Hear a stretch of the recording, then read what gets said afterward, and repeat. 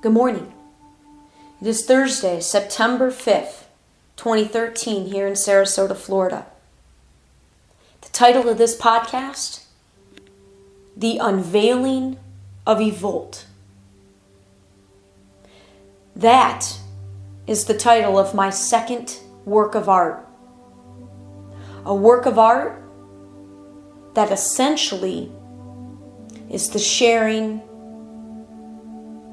of stories.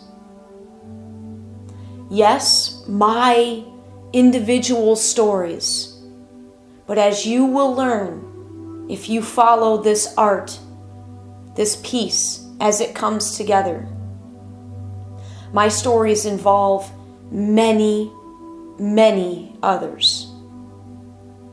And ultimately, this is a story of my personal spiritual awakening.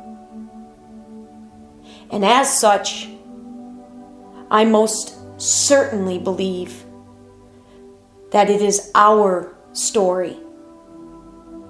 It is the story of a very powerful time in which we are all living right now. And the level of awareness of these times spreads across the entire spectrum. There are people such as myself who are 100% aware and in belief that something very, very big is shifting energetically on our planet and that we are all being affected. And there are people who have absolutely zero belief, zero awareness, and really don't want to have the awareness or the belief that this is taking place. And of course, there are people everywhere in between those two extremes. Every single person's perspective and experience at this time is valid, is real, and is right. The awakening is not about focusing on all that we've been trained to focus on for our entire lives. It's not about focusing on our differences. It's not about focusing on the problems. It's not about focusing on the negative things going on within us and outside of us. And it's definitely not about focusing on others. It is about a remembering within. The journey has to start within.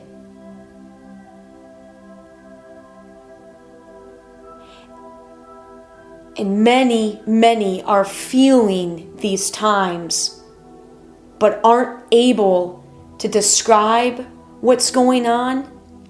And there still is not a ton of support that's visible when you're first beginning to try to follow these very intense, gut level, instinctual feelings of something is going on. But as you lose the fear of allowing these feelings to work their way within you, you will see and experience more and more support in all sorts of ways. I was driven to my awakening by absolute depression, by fear, by a sense of not knowing if I could go on any longer living the way that I was living. And essentially, it was just not trusting. I was just disconnected. And 3 years ago, when I decided to make my own happiness and recognizing that I was the only one that could find that, I was the only one that was going to get myself out of the mess that my mind and my thoughts had created within me. Nothing in my life has been the same in any way. And you can't go back. When you get to the point where you open your heart and your mind to receive and to believe and to feel what is taking place around us right now, and you get a glimpse, you will not want to go back to the old ways that you were engaging in life. But breaking those patterns, the belief patterns, which lead to behavioral patterns, which lead to thought patterns, are very challenging to break. I believe my story of how I've managed to do this in my own life and continue to do this, the work, the drastic amounts of work this has required. I believe it happened. I believe that I did this to the extent that I did, to the extent that I was able to do, because I'm a single adult, because I don't have children, because I don't have dependents, I didn't have a mortgage, I don't have a mortgage, and because I never ever was able to find a career, I didn't have what for many, even if you don't enjoy your job, if you've been in a career for a while, even if you don't enjoy it, leaving it is not something you can do overnight. I didn't have any of the barriers. And they're not barriers preventing anybody can change, any of us can change our lives. But if you've got any of those things that I just listed, rest assured it is, I believe, more challenging. And again, this isn't about comparing. It isn't about comparing. But you're taking into account a lot of other people's lives. And that is no small thing to do. I wasn't burdened with any of that. I've said all along, I truly, 100% genuinely believe that I have owed this experiment that has been my life, most notably this past year, I owe it to society. Because how could I not take the truth that was revealed to me for the ride of a lifetime and really test it? How true is this? And I'm telling you, there isn't anything we can't do if we believe it. And we used to say if you put your mind to it, but I believe if you put your heart towards it. And this particular piece of art, my first piece, was very rookie. It was a rookie piece. This has been a wild ride, a wild year. I completely leaped, and you never have to leap. You only ever have to take a baby step, but I leaped. And while I did so knowingly, I never would have predicted that this past year would have been as beautiful, as heart-wrenching, as challenging, as magnificent as it has been.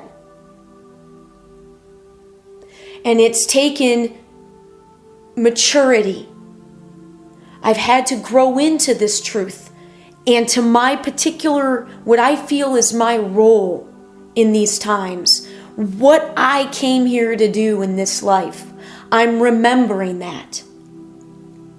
I had to mature into that place. And believe me, I am very much still growing into it. But this piece of art, as compared to the first piece,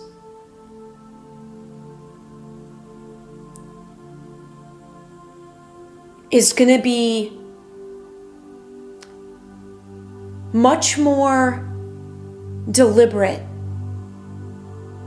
while still respecting the absolute energy of the present moment as often as I can.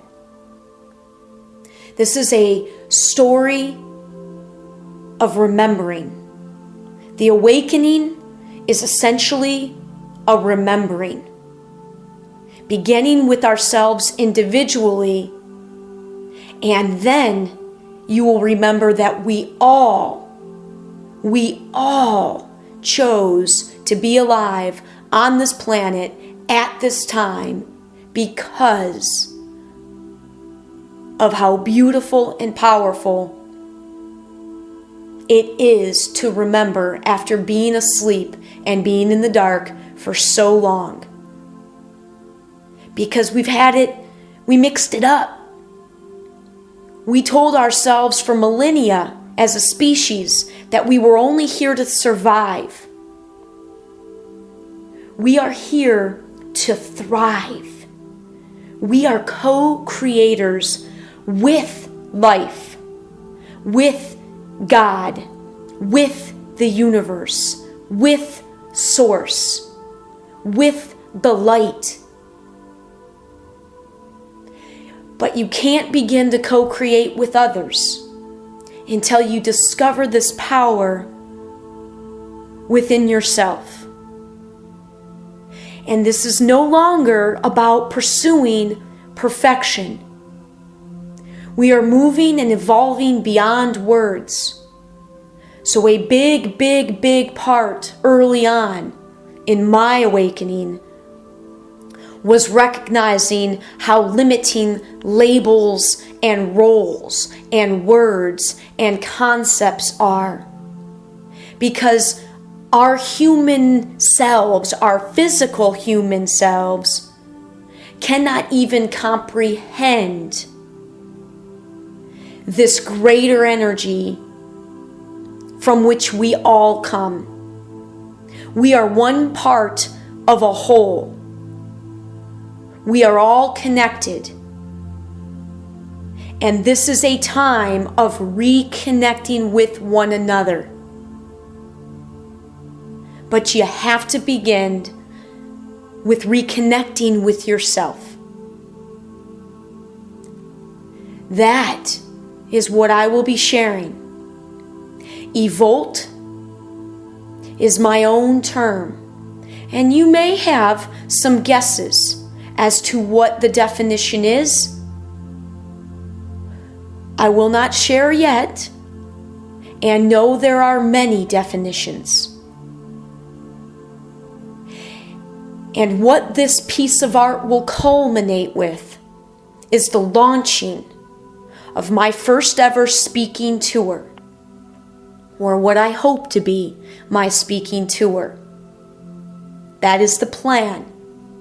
November 10th in Plant City, Florida, will be my first inspirational workshop. The Unveiling of Evolt. And from now until then, I can tell you, because this is still very organic, it is still, while I have more components and plans in place, a huge part of that is still unplanned. A huge part of my plan is still a lot of things that are unplanned. Specifically, how this piece of art is going to come together between now and November 10th.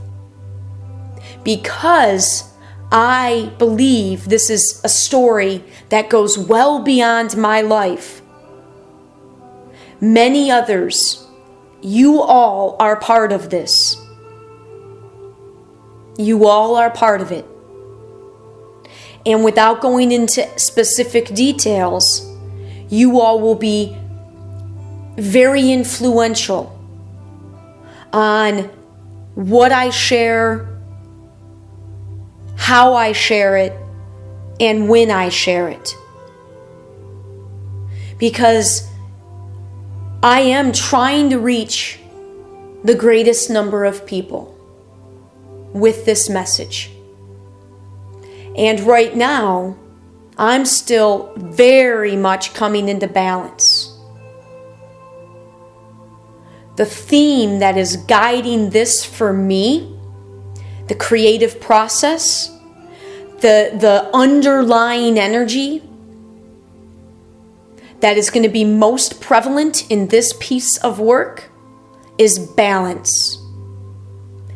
Very specifically, my individual balance. For anybody that knows me, you know because many in my life have tried to convince me that I was medically diagnosable as bipolar for most of my life at regular intervals.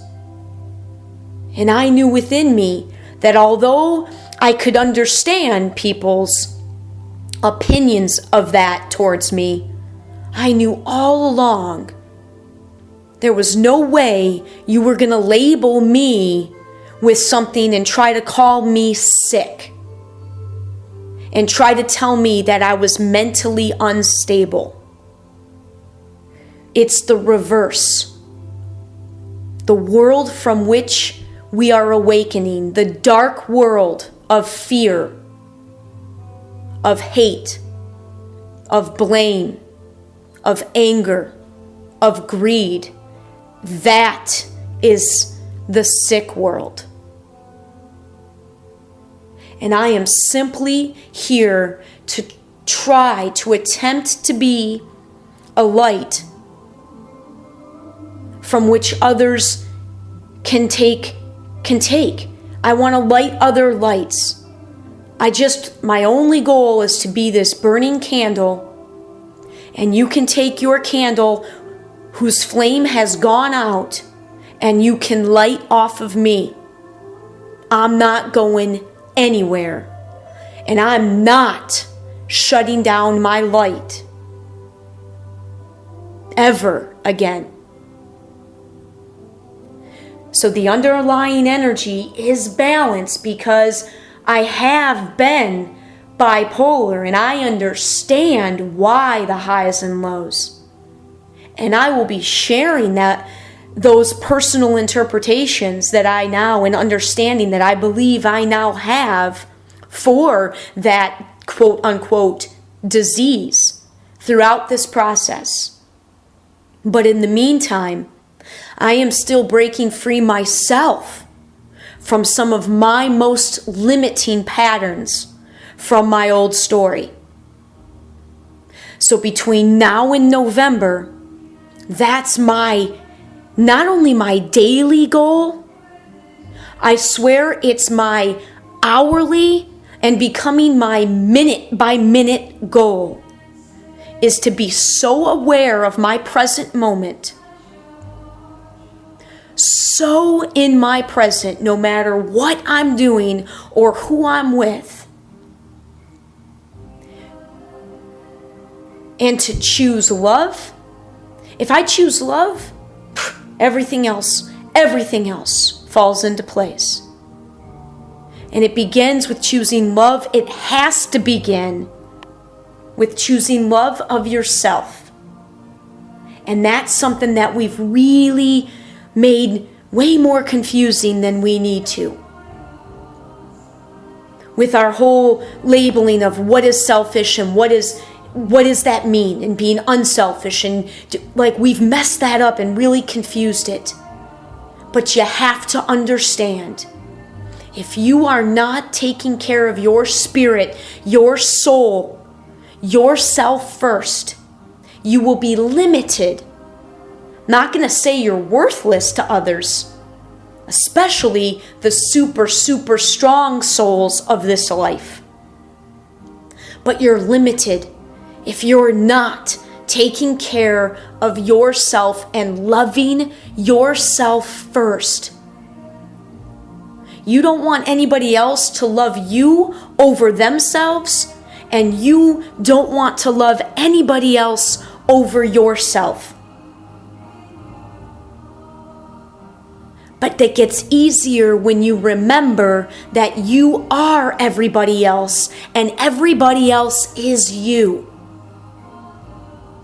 When you recognize you are connected to everyone, what you begin to define as selfish and unselfish, it's an inner knowing that you begin to feel. I want to conclude this podcast with a modern day comparison, a modern day reference. Grey's Anatomy, Season 8, Episode 8, Heart in a Box. Heart in a Box.